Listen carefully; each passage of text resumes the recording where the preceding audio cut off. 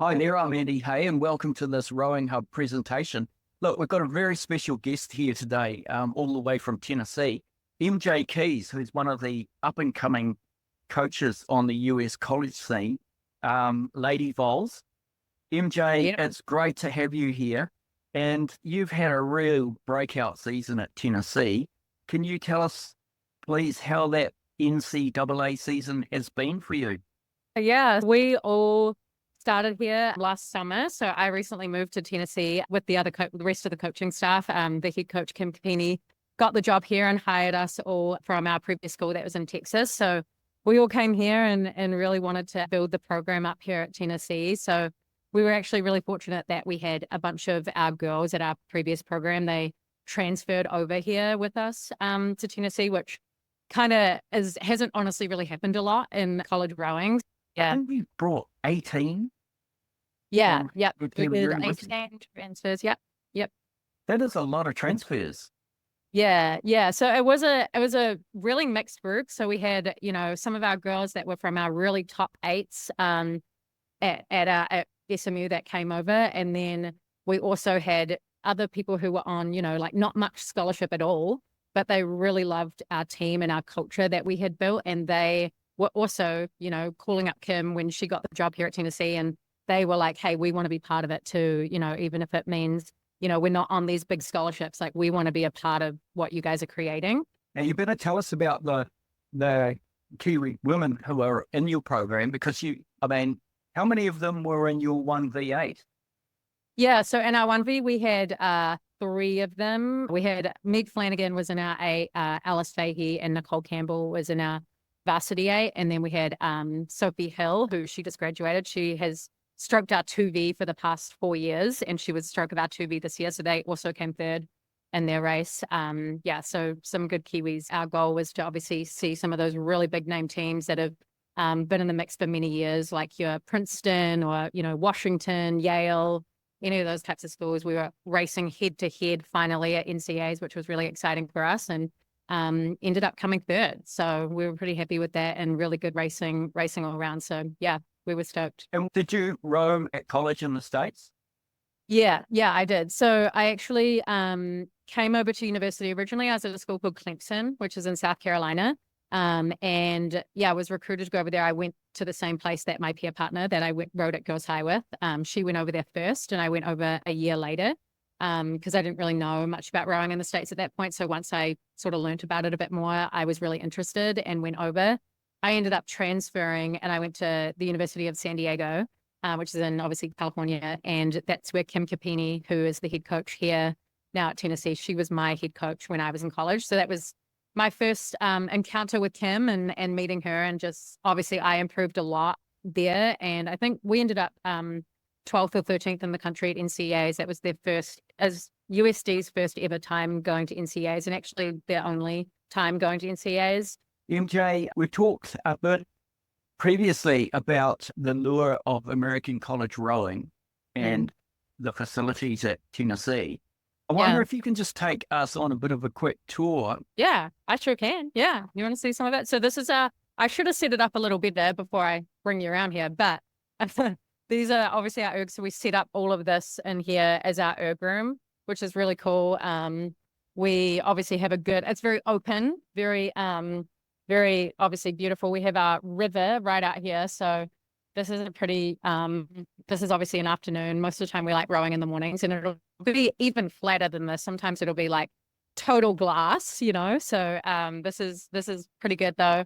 And we can row either direction, either way. So we'll row so far down that way, and there's a lot of like farmland, and then there's like really beautiful, like multi-million-dollar homes and stuff all the way down there and stuff too. So really cool that we can go both directions, so we can kind of decide where we want to go on any given day. And then obviously, yeah, downstairs we have our boat house, which has all of our 8s and 4s and things in it. So really nice setup where it's actually like really safe for our athletes to come into. They're not in this crazy, huge, hustling city where they have to have a car and drive across town or something. It's it's really easy for everybody. So really it's in mostly bringing people out here to see it all. Cause I think that's the biggest thing is, I can tell people about this all, on Zoom or anything like that all day long. But I think the biggest thing is, people really getting to see it for themselves and kind of see how we run our team here and just like the culture we create for our team, and also just all the resources and the facilities that we have here on campus for them to be able to become a really elite rower. I think that is what is really awesome, is that some countries, put all of their funding into, say, like Olympic rowing and that kind of thing. Like we have all of that at a college level.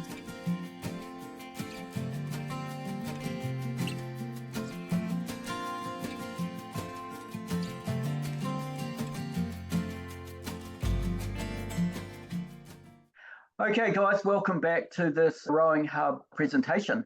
And we now have MJ Keys and twin brother Logan. Logan, as you know, is wearing his famous Avon blazer, which he regularly collects a lot of senior rowing titles and premier rowing titles in. Logan, welcome, and it's really great to have you. When's the last time you saw MJ? Last time was last year in Paris, actually. So to be fair, we regularly catch up at rowing events. Seems to be the main reason to see each other, and a good reason to travel the world as well. Rowing obviously runs in the Keys family very deeply, but you two are quite unique in the fact that you coached together at Christchurch Boys. Logan, your favourite memory of coaching that crew?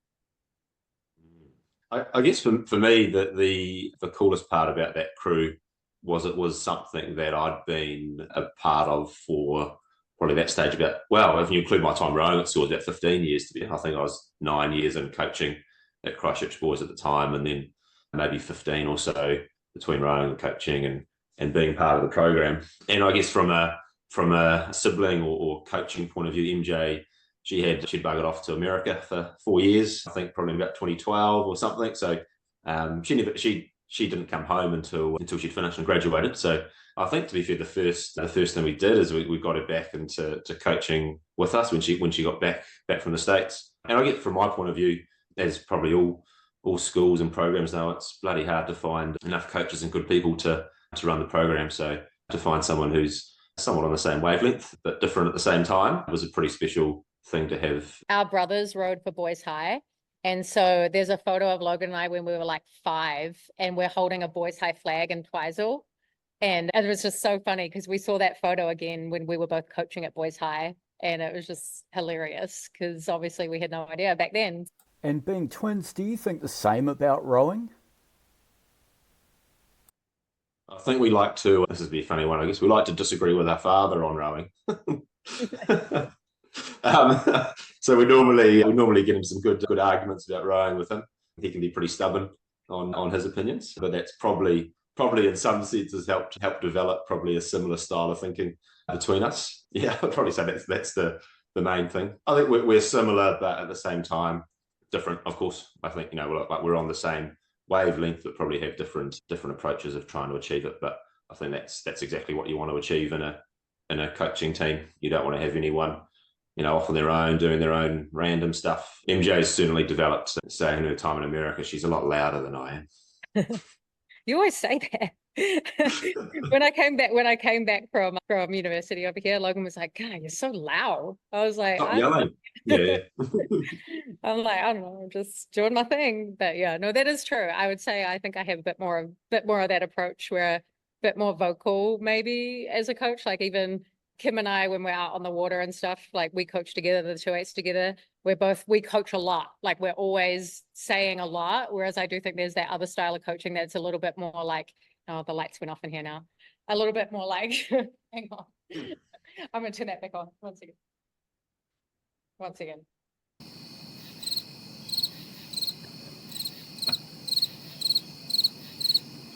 Hang on.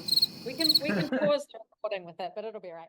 But we were saying, like, yeah, I'm very vocal, I guess, all the time in my coaching. And I think that other approach is kind of that silent approach of being a little bit more like just observing, and then maybe at the end of practice saying what you want to say. I think, yeah, we're a little bit different in that way. Just that loudness, maybe you can say, but just that like kind of talking a lot, I guess, is fine to say too. Yeah. Logan, you were trying to, I guess, encourage rowers to be club rowers here. What would you like to see kids go overseas to college in the US, but perhaps also encourage them to find a pathway here? Yep, we welcome people into the club who are around for 1 year essentially, and they do a summer with us to pretty much bide their time, keep them fit, keep them fast from the end of their school career where they've been recruited, and then they head off to. We've got a number of people heading off to the States this August, and then we might see them briefly in the breaks or whatever, but if we're lucky, we might see a few of them back in 4 years' time. And then on the flip side of that, we have a number of athletes who it doesn't really interest them, and they are here rowing in New Zealand and want to go down that path. So it's the same thing. It's open doors both ways, a revolving door, I guess, in some sense. And it's just trying to make sure that, I guess that was even my motivation to get stuck into the club rowing scene and out of the school scene, was to try and provide a credible alternative as well, and something in New Zealand which does have that same level of competition and does have those same traits MJ was talking about. And even the way she mentioned there, I think about even some of our boats this year, same sort of thing. We had, boats, they were labelled the first and second four or whatever, and they just keep pushing each other all year. And we pretty much said, if you're in the second four, go beat the first four, and suddenly you're the best one. Yep. and they buy into that, and well, they did in the end. The ones, I think we labelled the number one boat, the boat that won South Islands. That was simply the rule we said, and then the number two boat beat them at national. So same thing, all pretty. It's all going good stead. It's even at the moment, training over the winter when we're doing tough sessions on the erg. Some of the boys will be sort of jokingly supporting the boys in that supposed first boat that came second, and they'll put the senior four trophy in front of them on the erg and make them race for it. MJ, the landscape's obviously changing in the States, and there will be a lot of people watching this. It might be parents or kids looking at, that opportunity. You have mentioned that it is getting very competitive and programs are changing rapidly. What have you noticed the most in terms of those changes? Biggest change that I would say that I've seen since I was rowing, and even since I've been coaching, has been that athletes can now be paid. So I think that is like one of the biggest changes that's going to happen. And obviously in rowing, that maybe will trickle down eventually, but right now that's obviously in football and basketball. I mean, you have some of the very top faces of, football teams that are on ESPN, and, those guys are making millions of dollars a year, and so I think that is probably the biggest change that I've seen in college sports over here. Is that's always kind of been the thing, is people can get full scholarships, but they can't make money off their name. And so obviously I'm expecting to see a little bit of that trickle down effect too, where, if athletes want to come in here and use like the Lady Vol brand, and they want to kind of have like a social media name or something, and they want to, make some side money even as a rower on like social media or something like that, they can now, and that's never been an option. So there's a lot of opportunities now that even within being a college athlete, rather than waiting until after, that you can actually, earn income and things. And I think that will affect us eventually, even if it's not right now. So you mentioned Lady Vols. Yeah. I hear there's a bit of a story behind this. Yeah, so there's two, I guess, which we're the only school in the country that has a general brand of Tennessee, which is this one. So we have like the power T is kind of the symbol of that, and the symbol of all of our sports. And then all of our women's sports are the Lady Vols. So that started with Pat Summitt, who was the head basketball coach at Tennessee for many years. She's one of the most successful basketball coaches across men and women ever. There's a statue of her on campus right up the road. And yeah, she's really iconic, really legendary in sports in general, and obviously for Tennessee. And so all of our women's teams on campus represent the Lady Vols, which has been really cool for us because it's unique to us. Where does the name come from? So the Lady Vols is obviously the volunteers, and that goes back to the Civil War even. So obviously Tennessee is a pretty old state, back in the day. And so it goes back to the Civil War, when, people were volunteering to help in the South and help in the war.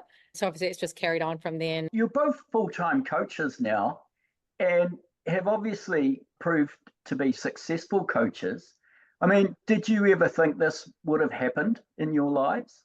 The short answer, no, to be fair. Like, it was always a little bit of I guess, a hobby for us both. I think, to be fair, for both of us as well, going way back, we didn't really row at the same time. I think we're probably as adolescent twins, I was rowing, so MJ was doing something else. Didn't want to be doing the same thing. And then when she started rowing, I went away and played rugby.